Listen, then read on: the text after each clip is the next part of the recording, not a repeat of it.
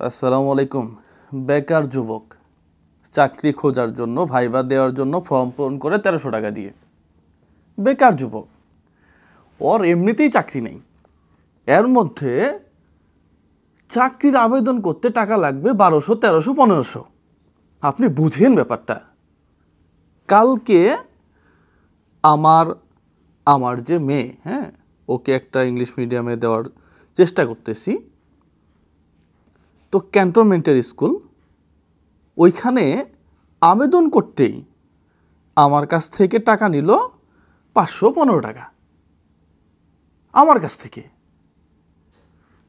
মানে বাচ্চাকে অ্যাডমিট করাবো, বাচ্চাকে ভর্তি করাবো, এই জন্য ফি কেন দেওয়া লাগবে এখানে? মানে ফি কেন দেওয়া লাগবে আসলে? যুক্তিটা কোথায়? আমার ছোট ভাই, সে ইন্টারে পড়ালেখা করলো, A+ পাইছে, মেডিকেলে কোচিং করতেছে।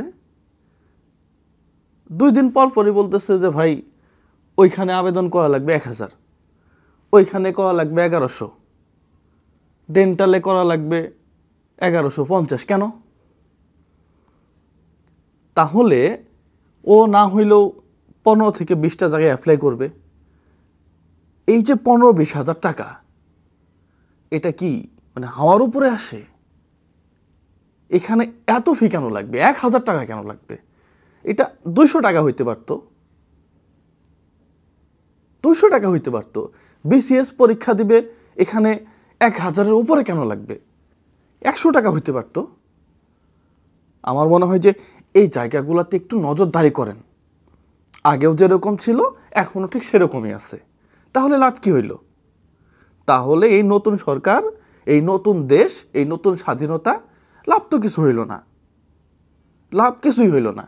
একটা বাচ্চা, একটা স্টুডেন্ট, সে ইন্টার পাস করার পর তাকে আবার কোচিং কেন করতে হবে?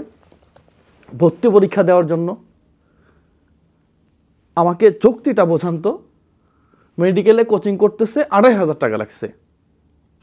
আপনি বোঝেন? 2 মাসের কোচিংয়ে 28000 টাকা। ও তো 28000 টাকা এই যে ইন্টারে প্রথম বর্ষ এবং দ্বিতীয় বর্ষে সরকারি কলেজে ফিও দেয় নেই। আর এই যে কোচিং বাণিজ্য, এরাই নিয়ে নিচ্ছে 2 মাসে 28000 টাকা। আপনি বোঝেন? এত কেন পরীক্ষা? আমি তো পরীক্ষা দিয়ে পাশ করে আসছি, ওই রেজাল্টের ভিত্তিতে আমাকে দাও না চান্স। সমস্যা কোথায়? আমার যদি স্কোর ভালো থাকে আমি মেডিকেলে যাব, আমি রুয়েটে যাব, আমি বুয়েটে যাব, আমি ঢাকা ইউনিভার্সিটিতে যাব, ওই অনুযায়ী করো। আমার পরীক্ষা, আবার প্রত্যেকটা পরীক্ষার জন্য 1000, 1500, 2000 টাকা করে ফি। টোটালি পাগল বানানোর মতো অবস্থা।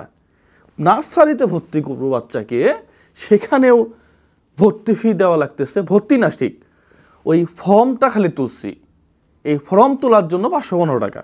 আপনি বুঝেন? এই হইছে আমাদের দেশের অবস্থা। শিক্ষার তো কোনো মান নাই। ঢাকা ইউনিভার্সিটি নাকি 1000-এর উপরে সিরিয়াল সারা ওয়ার্ল্ডে। এটা আজব ব্যাপার। ওই দিকে নজর না দিয়ে খালি কেমনে টাকা নিবে। বেকার যুবক, সে চাকরি খুঁজতে খুঁজতে ওর অবস্থা খারাপ। ও টিউশনই করায় চলে, তাহলে ওর কাছ থেকে চাকরির আবেদনের জন্য 1500 টাকা কেমনে তুমি নাও? আমার মনে হয় যে এগুলা ঠিক করা উচিত। সবাই ভালো থাকবেন, সুস্থ থাকবেন। আসসালামু আলাইকুম ওয়া রাহমাতুল্লাহ।